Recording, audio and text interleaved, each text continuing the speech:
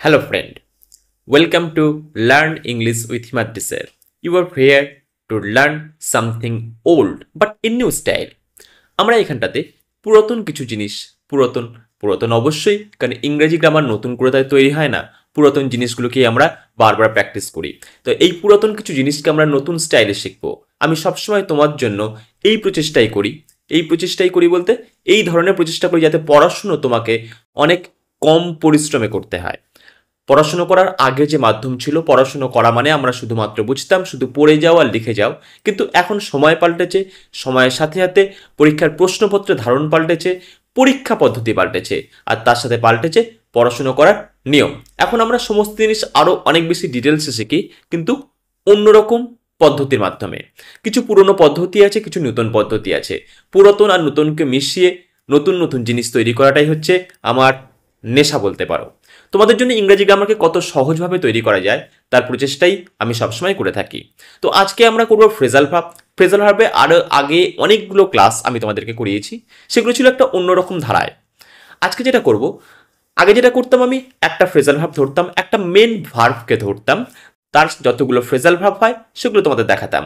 আজকে ধরবো কোনো একটা প্রিপোজিশন কিংবা কোনো একটা অ্যাডভার্বকে, কারণ ফ্রেজাল ভার্ব তৈরি হয় একটা ভার্বের সাথে, হয় কোনো প্রিপোজিশন কিংবা একটা অ্যাডভার্ব। কিন্তু কখনো কখনো প্রিপোজিশন এবং অ্যাডভার্ব দুটোই একসাথে ভার্বের সাথে যুক্ত হয়েও ফ্রেজাল ভার্ব তৈরি করা হয়। যেমন কাম আপ উইথ, এখানে দেখো কামের সাথে আপ আছে এবং উইথ আছে।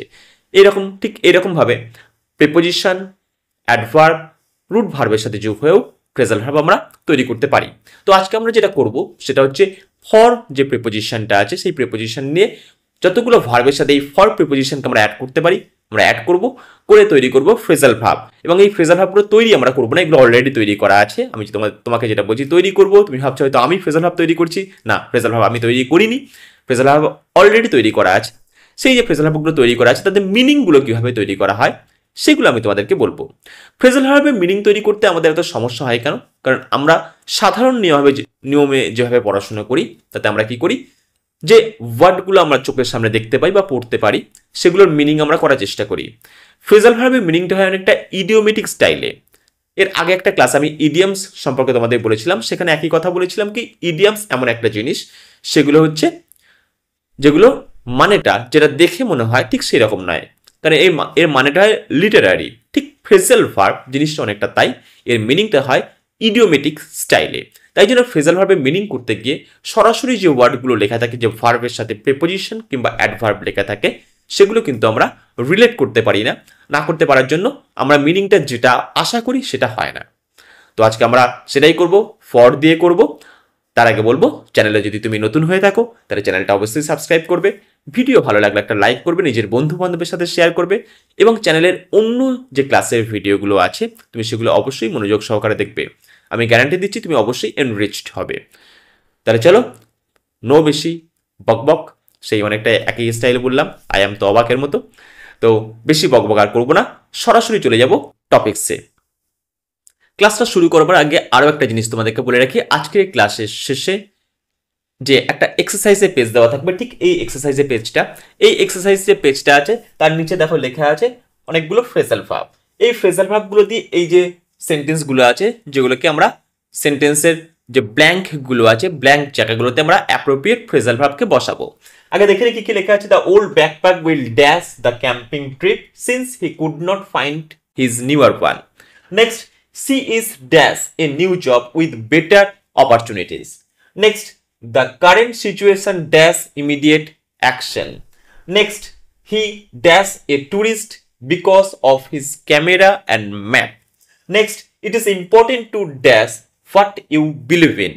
Next, I often get dash my brother because we look so similar. এই যে এক্সারসাইজের যে পেজটা দেওয়া আছে, নিচে ফ্রেজাল ভার্ব দেওয়া আছে act for, call for, come in for, do for, go for, look for, make for, pass for, stand up for and take for. এইগুলোর মধ্যে কয়েকটা ইভেন রিপিটও হতে পারে, সেই ফ্রেজাল ভার্বগুলো এই সেন্টেন্সগুলো পূরণ করতে হবে। আমার বিশ্বাস ঠিক এই ক্লাসে যে ক্লাসটা হবে সেই ক্লাসের পরে এই যে শূন্যস্থানটা, এই যে ফিল ইন দ্য ব্ল্যাঙ্কস যেটা আছে উইথ অ্যাপ্রোপ্রিয়েট ফ্রেজাল ভার্ব, এটা তোমরা নিজেরাই করে ফেলবে। আমি জাস্ট দেখবো, বলবো, তোমরা জাস্ট মিলিয়ে নেবে। দেখবে তোমরা প্রত্যেকটা অ্যান্সার সঠিক দিয়েছো এবং একদম ঠিকঠাকভাবেই তোমরা বলতে পারছো। তোমাদের একবারের জন্য হেজিটেশন হবে না যে এই ফ্রেজাল ভার্ব এই জায়গাটাতে কোন ফ্রেজাল ভার্ব বসবে। চলো আগে ক্লাসটা দেখে নাও। সো আমরা চলে এসেছি সরাসরি টপিক্সের মেন বিষয়বস্তু যেটা হচ্ছে ফর যে প্রেপোজিশনটা আছে সেই প্রেপোজিশন দিয়ে আমরা ফ্রেজাল ভার্বের মিনিং তৈরি করব। তার আগে সবার আগে যেটা আমাকে জানতে হবে সেটা হচ্ছে এই ফর প্রেপোজিশনটা ঠিক কোন কোন জায়গায় অর্থাৎ কি কি ভাবে ব্যবহার করা যেতে পারে। তো আমরা দেখি, আমি উপরে প্রথমে এই ফর লিখেছি, আমি উপরটাতে তোমরা দেখতে পাচ্ছ সবাই। এই ফরের সাথে আমি লিখেছি পারপাস, অর্থাৎ পারপাস বোঝাতে এখানে যে কটা আমি লিখেছি 1 2 3 4 5 যে 5টা আমি বিষয় লিখেছি, এই 5টা এগুলো হচ্ছে যখন ডিভিশন করা হয় এগুলো আরো অনেক বেশি দেখতে লাগে, কিন্তু অ্যাকচুয়াল জিনিসগুলো হচ্ছে এইগুলো। কোনো পারপাস বোঝাতে, কোনো রিপ্রেজেন্টেশন বোঝাতে, ডিউরেশন, বেনিফিট আর আন্ডারস্ট্যান্ডিং ইন ডিফারেন্ট ওয়ে, এই যে 5 রকমের ভাগ আছে এই 5 রকম ভাবেই কিন্তু ফরকে ব্যবহার করা যেতে পারে। হ্যাঁ, এক্ষেত্রে যদি তোমাদের কনফিউশন হয় যে ফর প্রিপোজিশনটা স্যার আরেকটু বললে, বা তোমার কনফিউশন যদি তৈরি হয় যে স্যার ফর প্রিপোজিশনটা আপনি আরেকটু আমাদের বলে দিন বা আমাকে বলে দিন, তাহলে সেক্ষেত্রে আমি বলবো তুমি প্রিপোজিশন সংক্রান্ত যে আমার ক্লাসের ভিডিওগুলো আছে সেগুলো দেখে নিও, তোমার এই কনসেপ্টটা অনেক বেশি ক্লিয়ার হয়ে যাবে। তো আমরা এগুলো দেখলাম, এবার আমরা চলে যাব এই ফর যেটা আমি লিখেছি সেটা হচ্ছে কয়েকটা রুট ভার্বের সাথে যতগুলো আমি আজকে বসাতে পারি বসাবো এবং তার মিনিংগুলো তৈরি করব। ক্লাসটা কিন্তু খুব ইন্টারেস্টিং হতে চলেছে। এইভাবে কিন্তু ফ্রেজাল ভার্বের ক্লাস কেউ তোমাকে করায়নি। তুমি যেটা করেছো সেটা ধরো গিভ ভার্ব দেখেছো, গিভ আপ, গিভ ইন, এরকম ভাবে করে এসেছো, কিন্তু একটা প্রিপোজিশন কিংবা একটা অ্যাডভার্বকে ধরে নিই তার সাথে কি কি হয় বা তার সাথে ঠিক ওই প্রিপোজিশনটার বেসিসে বা ওই অ্যাডভার্বের বেসিসে কিভাবে মিনিংগুলো তৈরি হয় এভাবে তোমাকে কেউ করায়নি। আজকে দেখো নতুন কিছু শিখবে, ইন্টারেস্টিং কিছু শিখবে। চলো দেখে নিই এবার ভার্ব। তো যেমনটা আমি বলেছিলাম তুমি দেখতে পাচ্ছ আমি বোর্ডে অলরেডি 4খানা ফ্রেজাল ভার্ব লিখে ফেলেছি। এই 4টে ফ্রেজাল ভার্ব শুধু নয়, মোটামুটি ধরো 10টা 12টা 13টা করাবো আজকে, যতগুলো আমি খুঁজে পাবো বা যতগুলো আমি তোমার জন্য হোমওয়ার্ক করে রেখেছি, খুঁজে খুঁজে রেখেছি যে এই ফর দিয়ে কতগুলো ফ্রেজাল ভার্ব তৈরি হয় সেগুলো আমি অলরেডি চারিদিক থেকে খুঁজে খুঁজে তোমার জন্য রেডি করে রেখেছি। আমি বসে লিখলাম act for, call for, come in for, do for. দেখতেই পাচ্ছ সবার কাছে শেষে ফর রয়েছে এবং প্রত্যেকটা আলাদা আলাদা ভার্ব। তো আমরা শুধুমাত্র এই ফরের মিনিংটাকে বেস করে এই ভার্বগুলো মিনিং করবো just Literary. Act for, acting for, আমি অ্যাক্ট করছি, অ্যাক্টিং করছি ফর সামওয়ান, মিনস সামওয়ানের হয়ে, তাহলে এটা আমরা বলতে পারি on behalf of, on behalf of, মানে আমি কারোর হয়ে কাজ করছি, মানে আই অ্যাক্ট ফর সামওয়ান, মানে সামওয়ান কোনো একজন ছিল যার একটা করার কথা ছিল তার হয়ে আমি কাজটা করছি। ফর এক্সাম্পল আমি এখানে তোমাদের জন্য একটা লিখেছি as a proxy he can act for the absent share holder, মানে প্রক্সি হিসাবে অ্যাবসেন্ট যে শেয়ার হোল্ডার ছিল তার প্রক্সি হিসাবে সে অ্যাক্ট ফর করছে এখানে, মানে সে কিন্তু তার হয়ে কথাটা বলছে বা কাজ করছে। ন্যাচারালি লিগ্যাল বা অফিসিয়াল ক্ষেত্রে এই জিনিসটাই অ্যাক্ট ফর কথাটা বেশি ব্যবহার করা হয়। এই শেয়ার হোল্ডার একটা অফিসিয়াল ম্যাটার, কথার কথা কোর্টের মধ্যে বিচার হচ্ছে, উকিল আমার হয়ে লড়ছে, মানে হি অ্যাক্টস ফর মি, সে আমার হয়ে কাজটা করছে। কারণ আমি তো আর কোর্টে সরাসরি ওখানে এ করতে পারছি না, তাই আমি কাকে করেছি উকিল রেখেছি একটা, ঠিক সেরকম একটা লয়ার রেখেছি। তাহলে অ্যাক্ট ফর এর মিনিং আমরা পেয়ে গেলাম acting for someone. Next call for, call means ডাকা, ফর আমি কাউকে ডাকলাম ফর সামথিং, সামথিং মিন্স যাকে আমি ডাকছি তার কাছে আমার কোনো রিকোয়েস্ট আছে অথবা কোনো ডিমান্ড আছে, তাহলে এটা আমরা লিখতেই পারি রিকোয়েস্ট অর ডিমান্ড। তাহলে call for means to request or demand, মানে আমি কল ফর করছি এর অর্থ হচ্ছে আমার কোনো রিকোয়েস্ট বা ডিমান্ড সেখানে রয়েছে বলে আমি তাকে কল করছি। যেহেতু ফরের মিনিং একটু আগে আমি তোমাদেরকে বুঝলাম একটা পারপাস থাকা খুব গুরুত্বপূর্ণ। যেমন এক্সাম্পল বলতে পারি it is a situation call for action, sorry if a situation call for action it means that action is necessary or required, মানে সিচুয়েশন যদি কল ফর অ্যান অ্যাকশন হয়, মানে সিচুয়েশনে যদি অ্যাকশন হওয়ার প্রয়োজন হয় তার মানে সেখানে সেরকম ধরনের কোনো কন্ডিশন ঘটেছে। অর্থাৎ কল ফর মিনস সিচুয়েশনটা ডিমান্ড করছে আর রিকোয়েস্ট করছে অ্যাকশন নেওয়ার জন্য। সিচুয়েশনটা এমনই হয়েছে কোনো ভায়োলেন্ট সিচুয়েশন হয়ে গেছে, সেখানে একটা অ্যাকশনের প্রয়োজন আছে, এরকম ক্ষেত্রে সাধারণত আমরা ব্যবহার করি call for. Next come in for, come in মানে তুমি সব নিশ্চয়ই জানো কাম ইন মানে ভিতরে আসা, তাহলে কাম ইন ফর ভিতরে এলাম কোনো কারণে, ভিতরে আমরা আসি নিশ্চয়ই আমার কোনো একটা উদ্দেশ্য থাকে, সেই উদ্দেশ্যটা কি ধরনের উদ্দেশ্য হতে পারে, to receive something or to undergo some condition. To receive something or to undergo some condition. সাধারণত ভিতরে প্রবেশ করলাম মানে আমি কিছু নিতে ঢুকেছি বা কোনো একটা কন্ডিশনের মধ্যে যাচ্ছি, সেটা থেকে বাঁচার জন্য ঢুকেছি। ন্যাচারালি কখন হতে পারে? কোনো ট্রিটমেন্টের জন্য এসেছি, কোনো পানিশমেন্টের জন্য এসেছি, কোনো এক্সপিরিয়েন্স নিতে এসেছি, এই ধরনের কন্ডিশনে। তাহলে ট্রিটমেন্ট, পানিশমেন্ট, এক্সপেরিমেন্ট বা এক্সপেরিয়েন্স এই ধরনের কন্ডিশন যখন আসে তখন আমরা ব্যবহার করি কাম ইন ফর। তাহলে টু রিসিভ অর আন্ডারগো, আমি লিখলাম এখানে টু রিসিভ কথাটা লিখে দিলাম, to receive or undergo some condition, some condition. তাহলে আমরা কাম ইন ফরের মানে নেক্সট কি আছে আমাদের? Do for. এই ডু ফর কথার অর্থ কি? কাজ, ডু মানে করা, ফর সামথিং মিন্স যার করার কথা ছিল তার পরিবর্তে আমি করছি। I am doing something for somebody. I am doing something for something. It is doing something for something.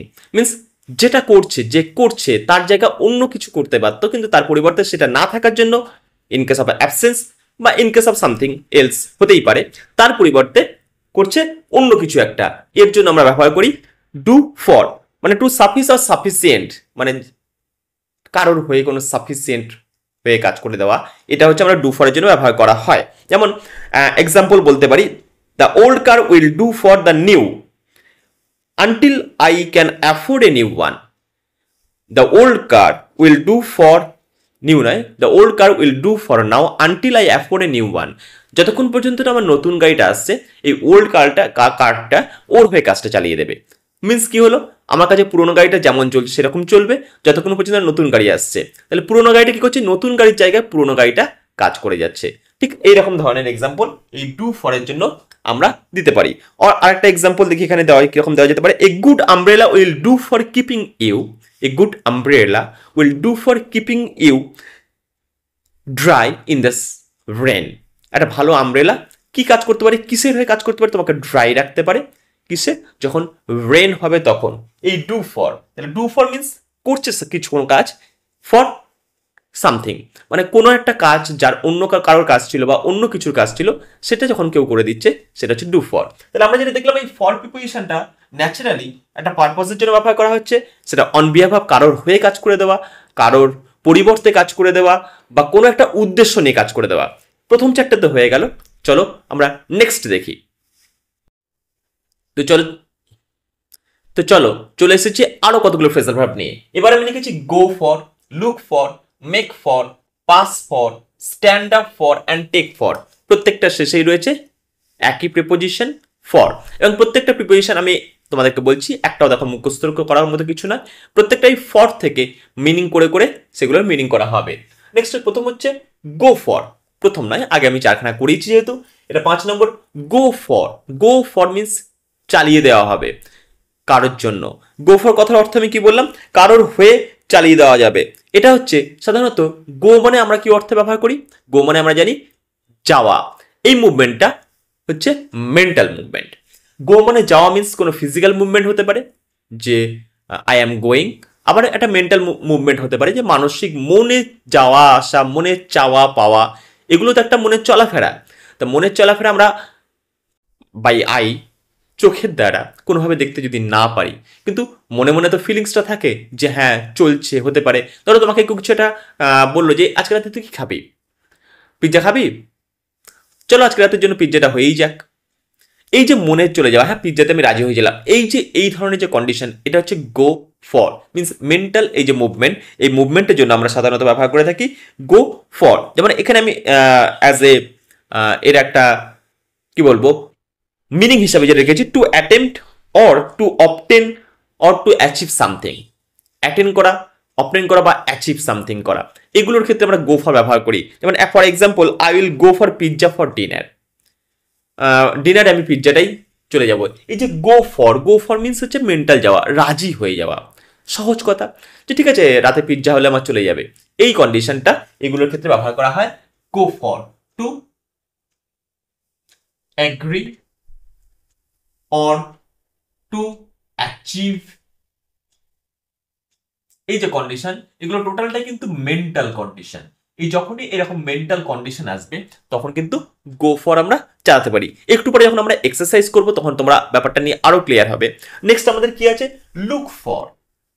দেখো লুক মানে দেখা, আমরা সবাই জানি। তো এই লুক মানে যে দেখা আমরা বলি, এই দেখা কিন্তু অনেকগুলো ইংরেজি আছে। সি মানে দেখা, লুক মানে দেখা, ওয়াচ মানে দেখা, ফলো মানে দেখা, বিহোল্ড মানে দেখা, এত রকমের দেখা হয়। তার মধ্যে লুক কিরকম ধরনের দেখা, এই প্রত্যেকটা দেখা কিন্তু আলাদা আলাদা আলাদা মিনিং হয়। সি মানে জাস্ট দেখছি, এটাই দেখা। লুক মিনস কেয়ারফুলি দেখা, যে আমি যেটা দেখছি সেটা কিন্তু ভালোভাবে দেখলাম। যে লুক অ্যাট মি মানে আমাকে দেখ, মিনস আমি কেমন ড্রেস করেছি বা আমাকে কেমন দেখতে লাগছে বা আমার দিকে অ্যাটেনশন দে। তাহলে এই লুক কথাটার সাথে অ্যাটেনশন খুব জড়িত থাকে। তাহলে লুক ফর আমি দেখছি কোনো কিছু attentionally purpose, means I am searching something. তাহলে এখানে আমরা লিখতে পারি টু সার্চ। তাহলে লুক ফর হতে পারে টু সার্চ, এটা হতে পারে সামওয়ান অর সামথিং। তাহলে আমরা পেয়ে গেলাম লুক ফর এর মিনিং। আমরা একটা এক্সাম্পল দেখি তোমাদের জন্য, আমি কি এক্সাম্পল লিখে রেখেছি লুক ফর এর জন্য। I need to look for my keys, I can find them anywhere. I need to look for my keys, I can find them anywhere. আমি আমার চাবিটা খুঁজে বেড়াচ্ছি, মানে চাবিটা খুঁজে বেড়াচ্ছি মানে চাবিটা কোথায় গেল, এরকম আমি খুঁজছি না, খুব কেয়ারফুলি চাবিটা কোথায় গেল। এই যে খোঁজাটা জাস্ট কেয়ারফুল সার্চিং একটা, এই কন্ডিশন। কারণ আমি চাবিটা হারিয়ে ফেলেছি, চাবিটা না হলে আমার বাড়ি যেতে অসুবিধা হবে বা আমার তালা খুলতে অসুবিধা হবে কিংবা আমার গাড়ি চালাতে অসুবিধা হবে। তো এই যে কন্ডিশনের জন্য আমি যেটা খুঁজে বেড়াই তখন আমি খুব কেয়ারফুলি ব্যাপারটাকে কাজ করি, সেটা হচ্ছে লুক ফর। নেক্সট হচ্ছে মেক ফর।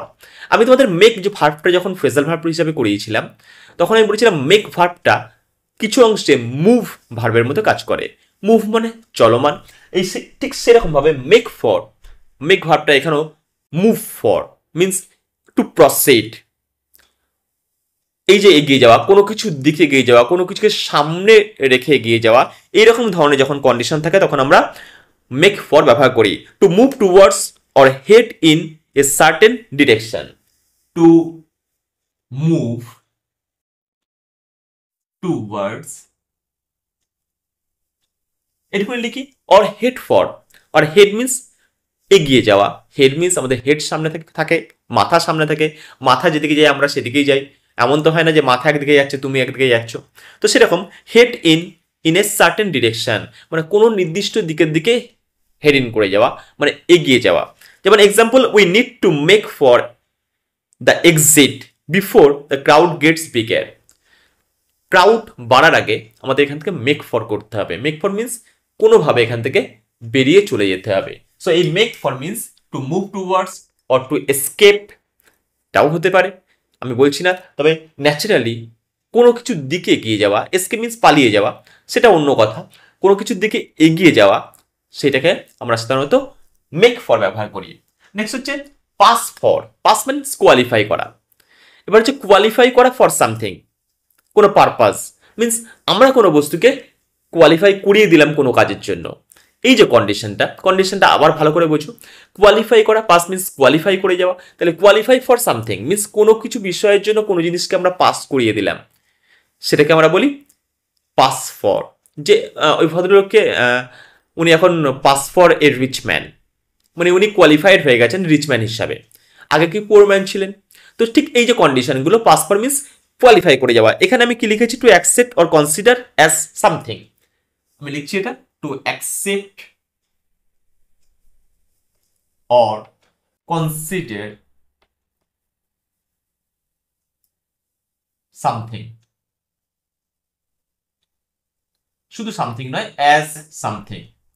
যে I pass for him as a rich man, মানে আমি তাকে কনসিডার করলাম, বিবেচনা করলাম রিচ ম্যান হিসাবে। এই যে কোয়ালিফাই করিয়ে দেওয়া, এই যে কন্ডিশনটা, যে ওই ব্যক্তিটাকে আমি কি পাস ফর করলাম, পাস ফর কি করলাম, যে উনি একজন রিচ ম্যান। কি পাস ফর করলাম, উনি একজন জেন্টলম্যান, যে উনি জেন্টলম্যান হিসাবে পাস করে গেছে according to my views, according to our views. এই যে আওয়ার ভিউ আর my view, according to my view, according to our view, তিনি হি পাস ফর হয় না, he passes for a gentleman.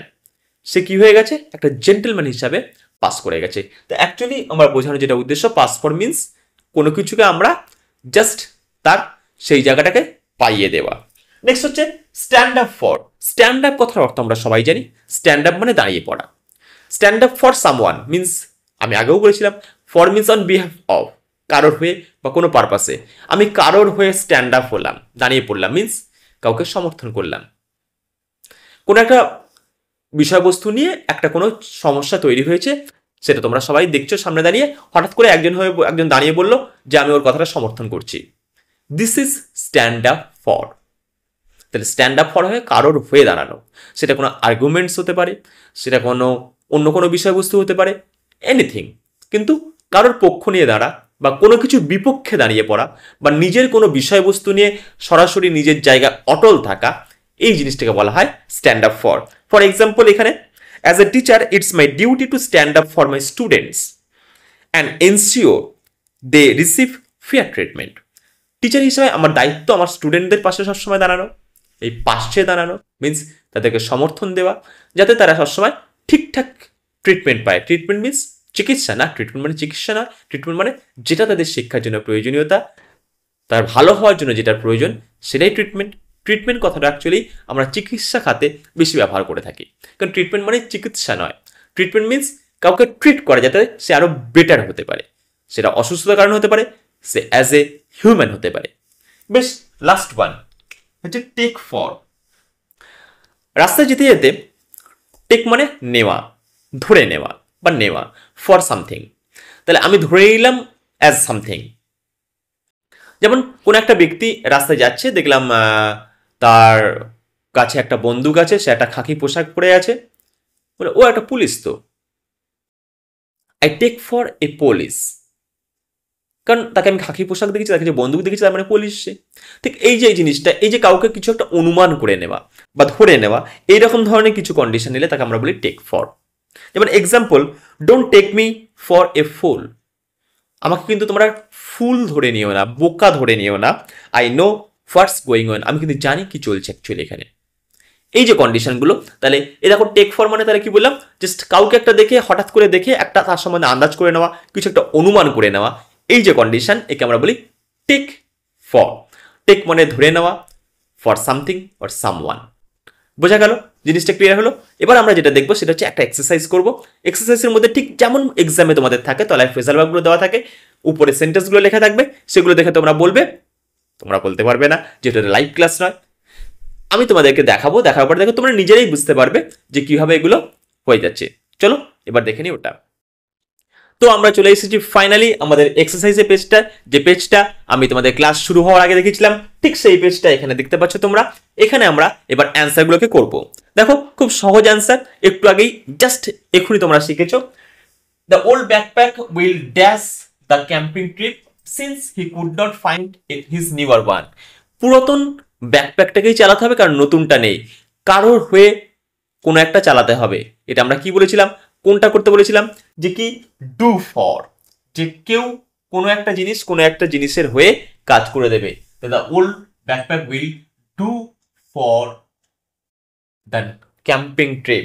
যেহেতু উইল আছে, এখানে ফিউচার টেন্স আছে, অতএব ডু ফর জেনারেলি ডু ফরই বসে যাবে, এর সাথে কোনো পরিবর্তন করবার কোনো দরকার নেই। একটু আগে তোমরা শিখেছো, নিজেরাই পারবে। Next, she is dash a new job with better opportunities.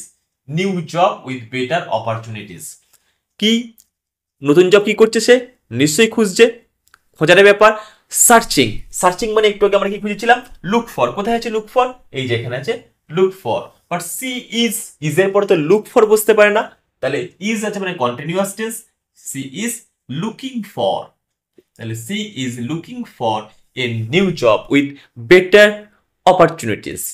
Next, তোমরা বুঝতে পারছো সহজে, the current situation dash immediate action. কোনো সিচুয়েশনের জন্য কোনো কিছুর প্রয়োজনীয়তা আছে, যে কোনো কিছু ডাকার প্রয়োজনীয়তা আছে সিচুয়েশনটাকে হ্যান্ডেল করার জন্য। কি হবে, কি হবে, ঠিক কল ফর। কোথায় গেল কল ফর, এই যে call for. The situation dash immediate action. Situation এটা হচ্ছে দ্য কারেন্ট সিচুয়েশন মিন্স, এটা থার্ড পারসন সিঙ্গুলার নাম্বার। তাহলে আমরা কল লিখতে পারবো না, লিখতে হবে কলস ফর। দ্য কারেন্ট সিচুয়েশন কলস for immediate action. Next, he dash a tourist because of his camera and map. তার কাছে ক্যামেরা এবং ম্যাপ আছে দেখে তাকে আমরা ট্যুরিস্ট ভেবে নিয়েছিলাম। আমি পাস্ট টেন্সেই বললাম, এটা প্রেজেন্ট পাস্ট দুটোতেই করা যেতে পারে। যেমন যখন আমি তোমাদের ক্লাসটা করাচ্ছিলাম তখন আমি কি বলেছিলাম, যে তার কাছে বন্দুকটা আর ড্রেসটা দেখে, খাকির ড্রেসটা, তাকে আমরা ভেবে নিয়েছিলাম পুলিশ। এখানে তার কাছে ক্যামেরা এবং ম্যাপ দেখে তাকে আমরা ভেবে নিলাম সে একটা টুরিস্ট। কি ছিল? Take for. কোথায় গেল টেক ফর? টেক ফর এই হচ্ছে টেক ফর। তাহলে আমরা এখানে ধরে নিতে পারি হি টেক্স ফর। একটা যদি প্রেজেন্ট টেন্সে করার জন্য করতে পারি, কিন্তু বেটার এখানটাতে লেখা উচিত টুক ফর, কারণ আমরা তোকে ধরে নিয়েছিলাম। কথাটা তাই, যে তাকে তার ক্যামেরা ব্যাগ থেকে তাকে আমরা টুরিস্ট ধরে নিয়েছিলাম। যেহেতু এই সেন্টেন্সটার মধ্যে কোথাও কোনো টেন্সের কন্ডিশন নেই, তাই আমি এটাকে টুক ফর যদি লিখি অবশ্যই সেটা রাইট হবে। অ্যান্ড হি টেক্স ফর যদি লিখি তাহলেও সেটা রাইট হবে, তবে বেটার বেস্ট হয় যদি টুক ফর লেখা হয়, ধরে নিয়েছিলাম এই কন্ডিশন বোঝানোর জন্য। Next, it is important to dash what you believe in. এটা খুব গুরুত্বপূর্ণ, ড্যাশ যেটা তুমি বিশ্বাস করো। ক্লাস করানোর সময় মনে করো আমি কি বলেছিলাম, যে যেটা বিশ্বাস করো তার পাশে দাঁড়ানো, কারোর হয়ে কথা বলা, কোনো কিছুর পক্ষ নিয়ে কথা বলা, সেটা ক্ষেত্রে কি দাঁড়ানো, পক্ষে দাঁড়ানো, স্ট্যান্ড আপ ফর। তাহলে আমরা এটা হচ্ছে, যেহেতু টু আছে, স্ট্যান্ড আপ ফর কোথায়? স্ট্যান্ড আপ ফর টু এর পরে সাধারণত ইনফিনিটিভ হয়, ভার্বের সাথে কিছু বসে না, আমরা বসিয়ে দেবো stand up for. Stand up for. Next, I often get dash my brother because we look so similar. I often get my brother. আমাকে সবসময় আমার ভাইয়ের মতো দেখা হয়, because we look so similar, কারণ আমাদের দুজনকে প্রায় একই রকমের দেখতে। তাই কি হবে? কারোর হয়ে কোনো কিছু লাগা, কাউকে কোনো কিছু মনে হওয়া, একটু আগেই করেছি।